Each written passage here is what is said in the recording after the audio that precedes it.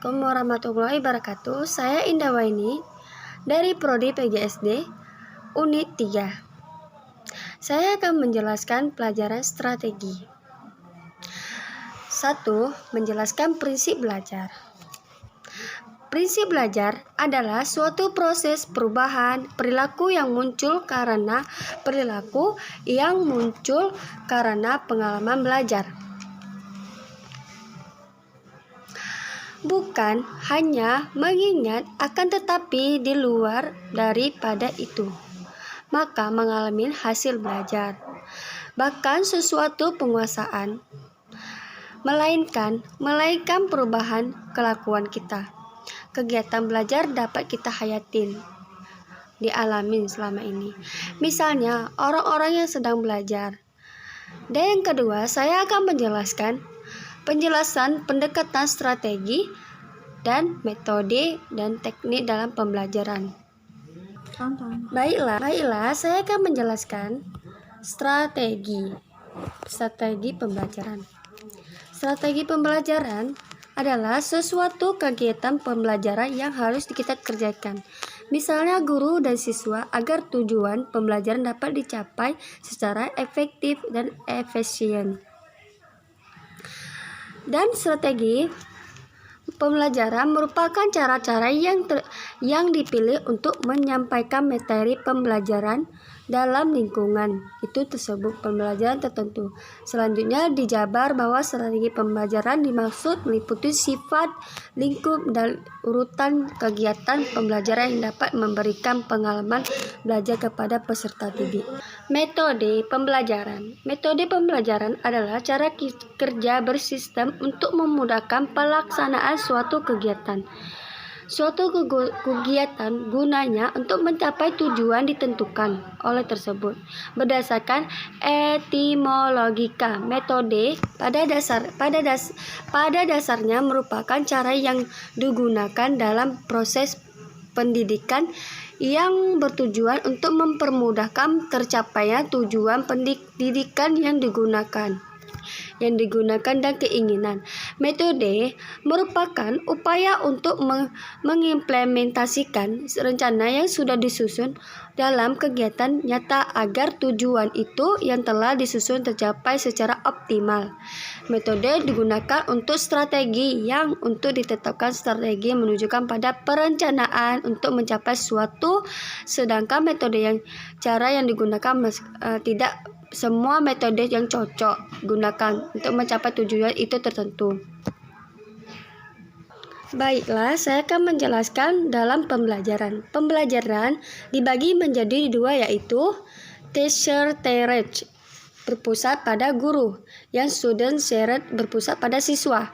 Pada pendekatan teacher-centered, pelajaran berpusat pada guru yang berbagai para ahli memegang kontrol secara proses pembelajaran, baik organisasi, materi, dan maupun waktu.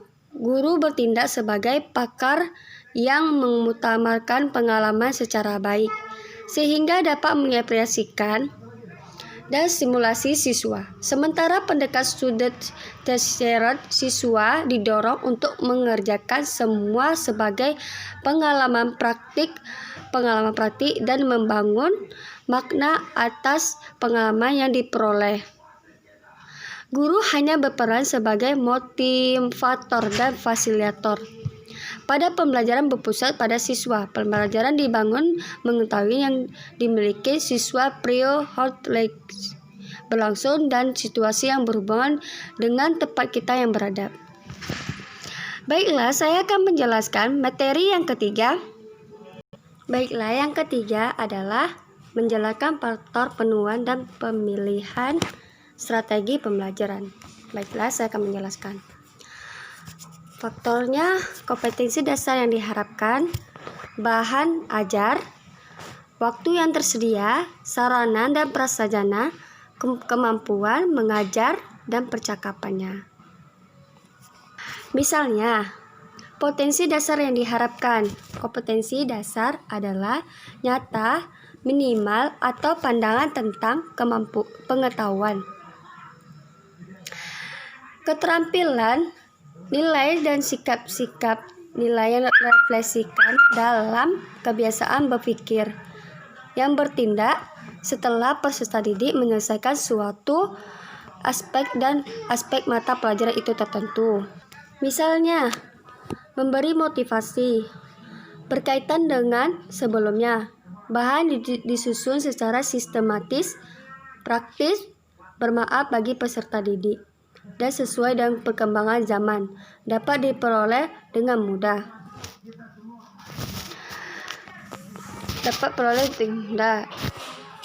Menarik minat peserta didik. Di sisi lainnya, kriteria bahan yang baik dapat ditinjau dari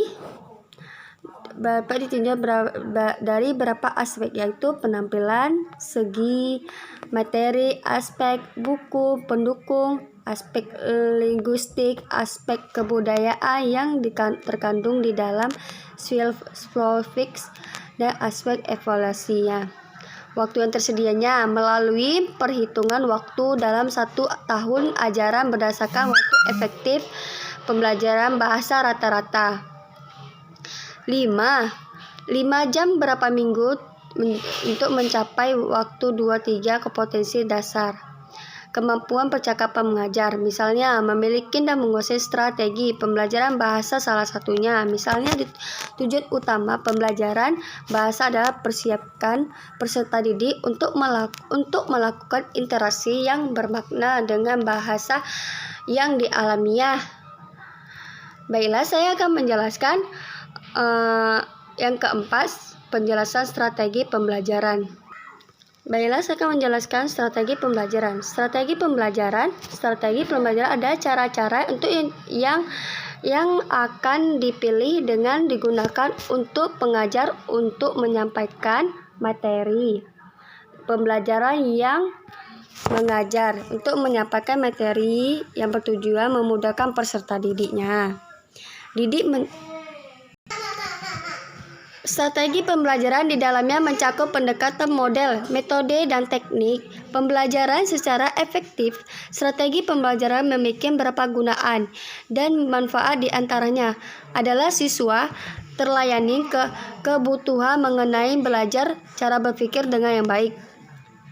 Selain itu, adanya strategi pembelajaran juga turut membantu guru agar memiliki gambaran cara membantu siswa yang kegiatannya misalnya belajar hal-hal yang dikarenakan siswa memiliki perbedaan dalam kemampuan, motivasi untuk belajar, keadaan latar belakang, sosial budaya, dan tingkat ekonomian. Jadi gunanya strategi adalah pemberian rumusan acuan kegiatan belajar untuk memperoleh pengalaman belajar dan motivasi yang mengenai pengetahuan kemampuan berpikir rasional dalam menyiapkan siswa memasuki kehidupan dalam masa dewasa. Contohnya metode teknik. Metode teknik itu adalah alat yang menjadi bagian di dalam pelaksanaan sesuatu strategi pembelajaran, di antaranya ceramah, diskusi, demonstrasi, debat, simulasi, laboratorium, pengalaman lapangan, promis, bermain peran. Dan baiklah, saya akan menjelaskan karakteristik proses belajar siswa SD. Baiklah, saya akan menjelaskan karakteristik proses belajar siswa SD. Proses belajar sangat singkat, dipengaruhi oleh pendekatan strategi yang digunakan oleh guru siswanya. Kurikulum siswanya memiliki proses belajar dapat dilihat berdasarkan teori dan tipe belajar. Misalnya, teori belajar disiplin mental, teori belajar asosiasi, teori belajar Enix, dan teori Gestalt tentang belajar. Ada beberapa macam. Misalnya contohnya, Sina Learning belajar melalui bahasa isyarat. Stimulus Response Learning melalui rangsangan. Yang ketiga, training learning, belajar melalui rangkaian. Yang keempat, verbal associative learning, belajar melalui perilaku verbal. Yang kelima, demonstration, belajar membedakan. Yang keenam, complex learning, belajar melalui konsep. Yang ketujuh, rule learning, belajar melalui aturan-aturannya. Yang ke-8, problem solving, belajar melalui pemecahan masalah. Hasil belajar merupakan suatu puncak proses belajar. Hasil belajar tersebut terutama berkait evaluasi guru. Hasil belajar dapat berupa dampak pengajaran dan dampak pengiring. Kedua dampak tersebut bermanfaat bagi guru dan siswa. Hasil belajar itu. Baiklah, saya akan menjelaskan yang materi ke-6. Tahapan perkembangan siswa sekolah dasar SD dipandang dari aspek. Yang pertama, perkembangan fisik. Baiklah, saya akan menjelaskan perkembangan fisik. Yang ke-6, perkembangan fisik atau pertumbuhan biologi merupakan salah satu aspek yang sangat penting bagi perkembangan individu, terutama bagi anak usia sekolah dasar. Pada usia anak sekolah dasar, perkembangan fisik berlangsung secara optimal. Pertumbuhan fisik anak sekolah dasar akan menimbulkan karakteristik anak usia penyusuan dini terhadap lingkungan. Pertumbuhan fisik akan memberikan kemampuan untuk berpartisipasi dan sebagai aktivitas baru. Misalnya pada anak usia sekolah dasar masih mengalami belum seimbang bentuk, proporsi dan bentuk tubuh, seringkali kepala mereka lebih besar dibanding kaki. Namun perkembangan anak mulai dampak kelas 5 dan 6. Mereka akan mengalami perubahan dari keseluruhan badan. Untuk menuju keseimbangan ada tipologi dari Haldon menjadi 3 primer endomorfik, yaitu lemak jauh lebih banyak dari jaringan otot-otot. Dan kedua, mesomorfik, yaitu lebih banyak jaringan otot daripada lemak. Dan yang ketiga, ektomorfik, yaitu tidak ada jaringan dalam melebihi jaringan lain-lainnya, dikatakan kurus dan berlebihan. Perkembangan anak berbagaikan otot juga cepat meningkat. Hanya jaringan anak laki-laki lebih banyak dibandingkan anak perempuan, sehingga anak laki lebih kuat daripada si perempuan. Kondisi proporsi juga anak dapat mempengaruhi perkembangan kepribadian si anak. Dan yang keberikutnya saya akan menjelaskan perkembangan sosial. Baiklah, perkembangan sosial dapat pula diartikan sebagai proses belajar untuk menyesuaikan diri terhadap norma-norma kelompok, moral dan tradisi, meleburkan diri menjadi satu kesatuan, saling berkomunikasi dengan kerjasama.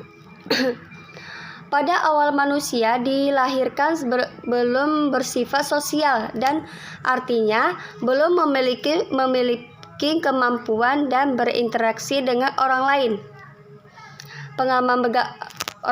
Kemampuan sosial anak diperoleh dari sebagai kesempatan dan pengalaman bergaul dengan orang-orang di lingkungan sekitarnya. Kebutuhan berinteraksi dengan orang yang telah dirasakan sejak usia 6 bulan. Di saat itu mereka pun telah mengenal manusia, yang terutama sang ibu dan anggota keluarganya. Anak mulai mampu membedakan arti senyum dan perilaku sosial lainnya, seperti marah, tidak senang mendengar suara yang keras, kasih sayang, tidak senang kasih sayang. Menyatakan bahwa sosialisasi itu sebagai proses pelajaran bimbingan anak ke arah perkembangan kepribadian sosial, sehingga anak menjadi anggota masyarakat yang bertanggung jawab dan efektif. Hubungan sosial mulai dari tingkat kesederhanaan dalam terbatas. Perilaku anak sekolah dasar itu sebagai konvensi dan fase-fase perkembangan anak usia sekolah dasar memiliki karakteristik khusus dan perilaku yang direalisasikan dalam bentuk tindak-tindakan itu tersebut. Dan saya akan menjelaskan yang D-nya, C-nya perkembangan bahasa.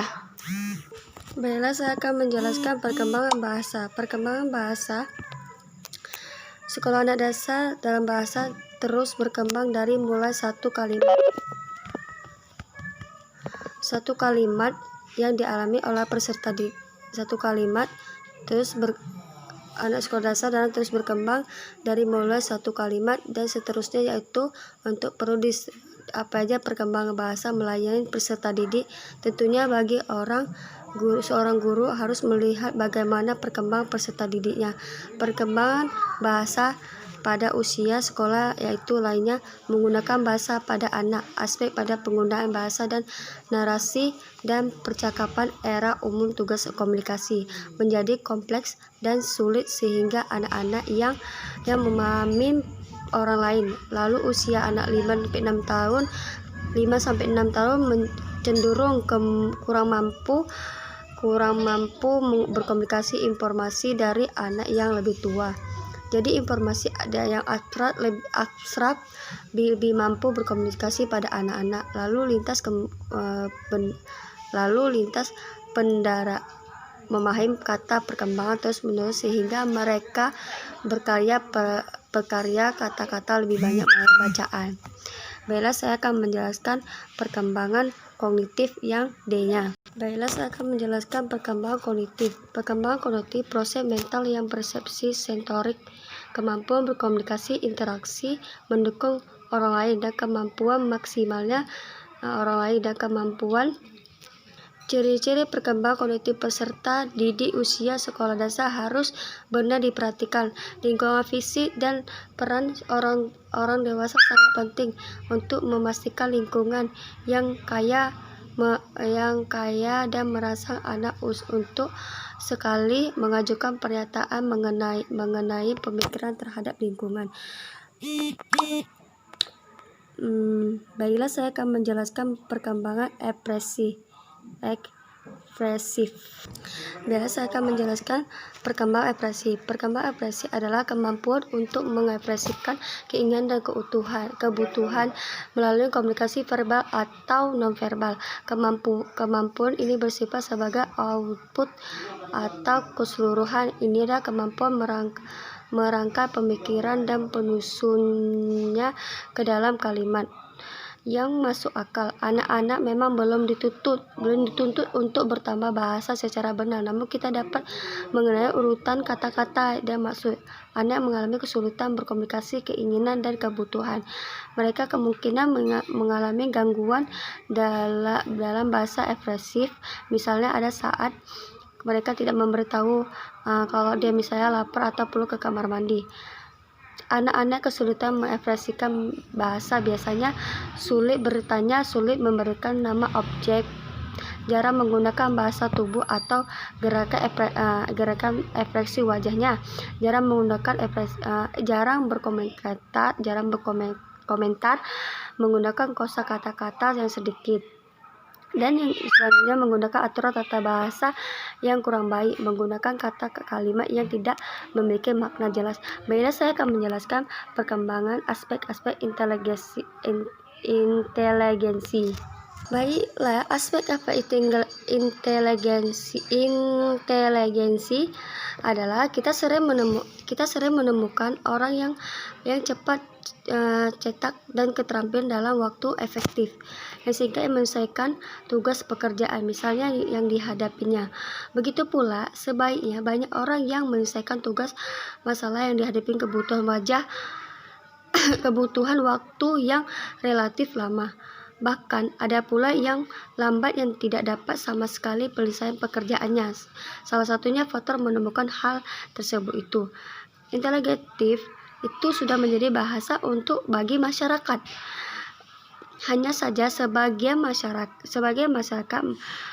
masyarakat dinamakan kecerdasan, kecerdikan, kepandaian, keterampilan, dan istilah-istilah lainnya pada isinya. Arti luas kemampuan untuk mencapai pretensi dan ke dalam berpikir memegang peranan prestasi yang dapat diberikan dalam berbagai bidang kehidupan. Arti sempit kemampuan untuk mencapai potensi sekolah yang dia dalam berpikir memegang peranan pokok integratif. Baiklah, saya sampai di sini saya jelaskan.